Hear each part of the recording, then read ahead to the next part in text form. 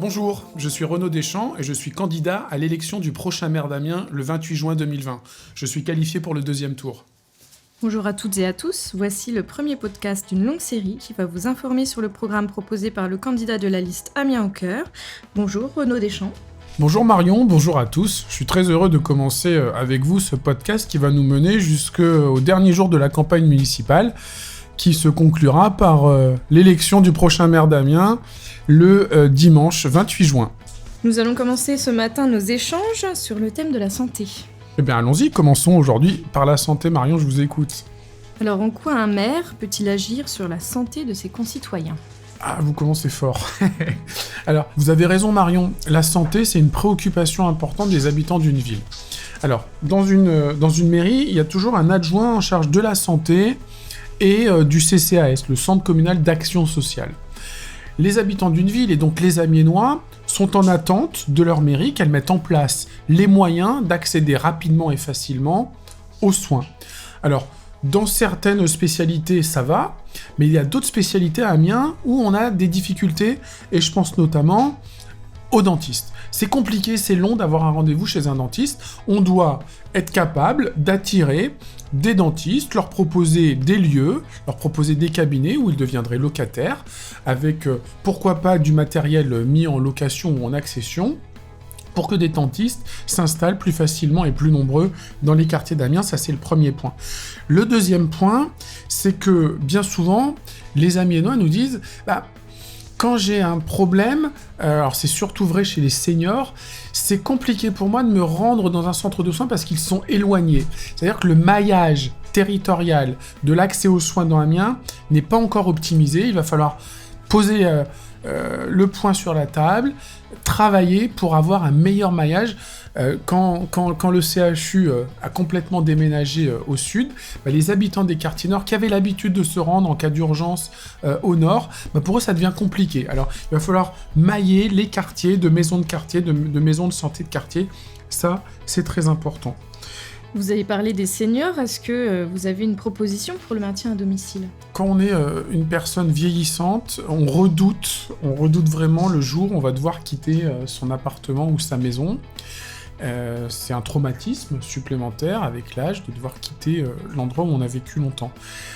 Il faut absolument que notre CCAS, et il le fait déjà, mais il doit le faire encore plus, accompagne, conseille, informe les seniors sur les possibilités de médicalisation à domicile, d'installation dans leur maison ou leur appartement, d'objets, d'aides dans la salle de bain, pour monter les escaliers quand il y a des escaliers. Il y a des aides qui existent, mais quand on est senior, on ne sait pas où aller chercher les aides, on ne sait pas qu'elles existent, on ne sait pas comment on monte des dossiers.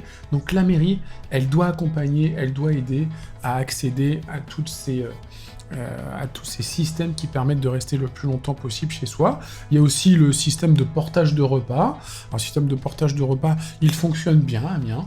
Il faut continuer à apporter des repas à des personnes âgées. Bien souvent, c'est le seul contact ou le seul lien qu'elles ont dans leur journée avec l'extérieur.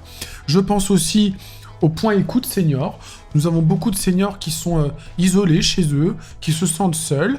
Alors, on met en place, quand il y a des canicules ou quand il y a des événements, des campagnes d'appel. Mais il faut les généraliser, il faut appeler plus souvent. Il faut créer du lien, c'est important, je le dis souvent.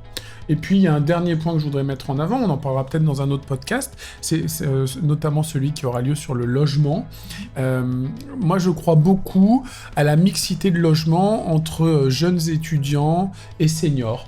Vous savez que dans des maisons amiénoises, quand on vieillit, on descend le lit au rez-de-chaussée parce qu'on ne peut plus monter les escaliers. Eh bien, il y a des chambres qui se libèrent aux premiers étages. Il faut que la ville soit un facilitateur pour proposer aux seniors de mettre en location une partie de leur maison, premier étage ou deuxième étage, à disposition de jeunes. Ils se sentent moins seuls et en plus, ça aide des étudiants à se loger de manière moins chère à Amiens. La santé, c'est aussi une affaire d'éducation et de prévention.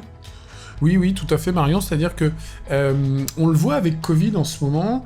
On est en train de découvrir des gestes de salubrité qui sont de se laver les mains, qui sont d'avoir de la distanciation. J'aime pas ce mot de distanciation sociale, de distance de sécurité, etc. Mais en tout cas, se laver les mains, moi, je suis un petit peu choqué. C'est quelque chose qu'on devrait apprendre très jeune aux enfants. Vous quittez un lieu, vous vous lavez les mains, vous revenez chez vous le soir, vous vous lavez les mains, vous passez à table, vous vous lavez les mains avant.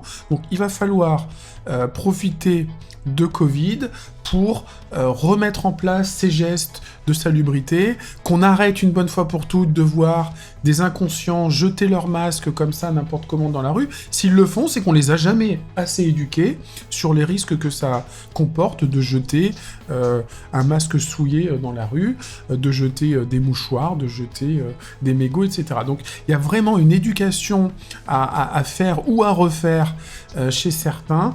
Mais là encore, la mairie, par ses actions de prévention dans les écoles, pendant les temps périscolaires, a son rôle à jouer sur ces actions de prévention. La santé, c'est aussi le handicap. Quels sont les points que vous souhaitez mettre en place ? Oui, c'est un point très important. C'est un point alors, le handicap, il peut être visible et il peut être invisible.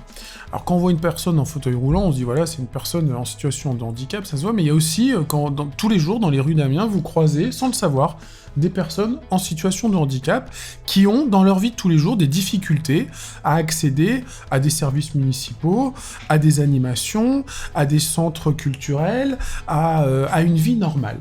Alors, dans mon équipe, j'ai un colistier qui a une de ses filles qui est atteinte de ce type de handicap non visible et qui me sensibilise beaucoup là-dessus.